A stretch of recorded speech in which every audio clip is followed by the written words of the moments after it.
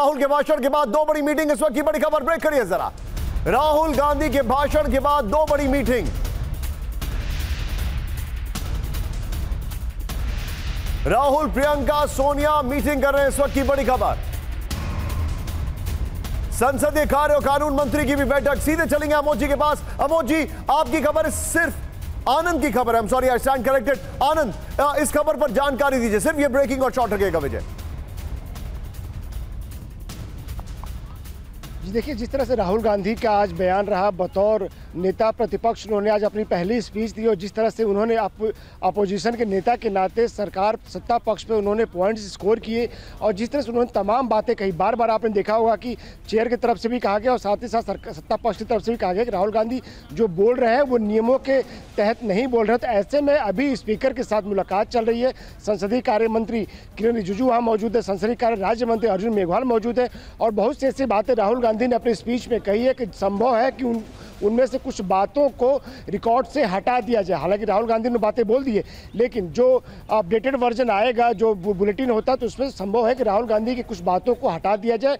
बार बार आपने देखा कि अमित शाह बार बार कह रहे थे कि इसको रिकॉर्ड से हटाया जाए। तमाम सत्ता पक्ष के नेता खड़े होकर कह रहे थे कि राहुल गांधी ने जो बोला खिलाफ है उसको रिकॉर्ड से हटाया जाए। तो ये कहने के लिए गए संभवतः कि जो राहुल गांधी ने जो असंसदीय बातें कही है या फिर ऐसी बातें जो उन्होंने ऐसे आरोप लगाए जिसके सबूत उन्होंने सदन के पटल पे नहीं रखे, उसको रिकॉर्ड से हटा दिया जाए। अगर राहुल गांधी उसको वैलिडेट नहीं करते सबूतों के साथ, ये नियम भी होता है कि अगर आप किसी पे आरोप लगाते हैं या फिर कोई ऐसी बात कहते हैं, अगर आप उसके पक्ष में सबूत देते हैं तो वो बातें रिकॉर्ड में जाएगी, नहीं तो उसको रिकॉर्ड से हटा दिया जाएगा। जैसा उन्होंने अग्निवीर को। मैं आपसे एक सवाल पूछ रहा हूं यहाँ पर आनंद, ये जो तस्वीरें हम दिखा रहे हैं यहाँ पर स्क्रीन पर, यहाँ पर इसी के लिहाज से मेरे पास एक सवाल है आपसे। बड़ा इंटरेस्टिंग एपिसोड था।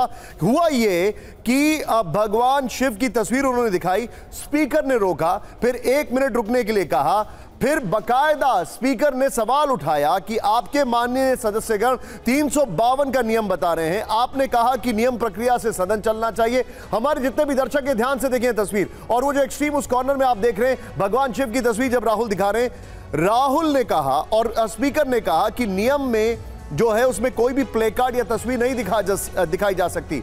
राहुल ने सवाल किया कि क्या इस सदन में शिव जी की फोटो दिखाना मना है? आप बस ये बता दीजिए, शिव जी का चित्र जो है वो इस सदन में दिखाना मना है? अगर मैं कहूं कि मुझे इनसे प्रोटेक्शन मिली है, इनके लिए आप मुझे रोक रहे हैं, ये बहुत ही एक जिसको कहा जाए जो बीजेपी का एजेंडा रहा है, उस एजेंडे पर राहुल ने बकायदा बीजेपी को घेरने की कोशिश की। क्या ये कहा जाए?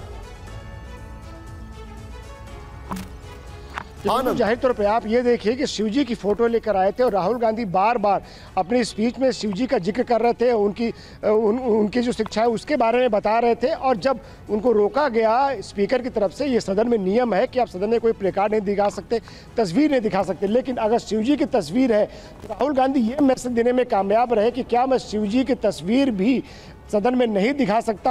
और ऐसे में एक मैसेज देने की कोशिश की उन्होंने, बार बार अयोध्या का जिक्र किया, शिवजी का बार बार उन्होंने नाम लिया, ये बात करने की कोशिश की कि सिर्फ हिंदुत्व की जो बात करने का हक जो है किसी एक पार्टी को नहीं है या सत्ता पार्टी को नहीं है।